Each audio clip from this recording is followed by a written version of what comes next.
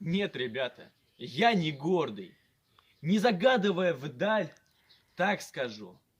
Зачем мне орден? Я согласен на медаль. На медаль и то не к спеху. Вот закончили войну. Вот бы в отпуск я приехал на родную сторону.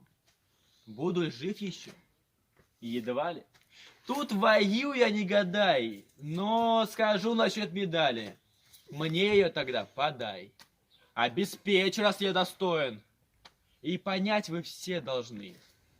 Дело самое простое. Человек пришел с войны. Вот пришел я с полустанка, в свой родимый сельсовет. Я пришел, а тут гулянка.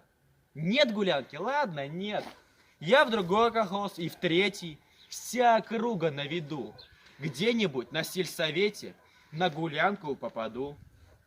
И явившись на вечерку, хоть не гордый человек, я б не стал курить махорку, а достал бы я Казбек. И сидел бы я, ребята, там как раз друзья мои, где мальцом под лавку прятал ноги босые свои. И дымил бы папиросой, угощал бы всех вокруг.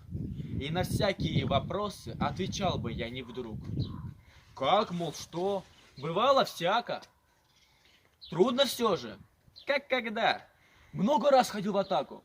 Да, бывало иногда. И девчонки на вечерке позабыли б всех ребят. Только слушали б девчонки, как ремни на мне скрипят. И шутил бы я со всеми. Им была б между них одна.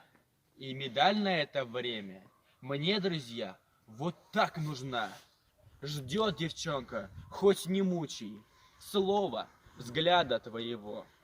Но позволь, на этот случай орден тоже ничего. Вот сидишь ты на вечерке, и девчонка самый цвет. Нет, сказал Василий Теркин. И вздохнул. И снова. Нет, нет, друзья. Что там орден? Не загадывая вдаль, я ж сказал, что я не гордый. Я согласен на медаль.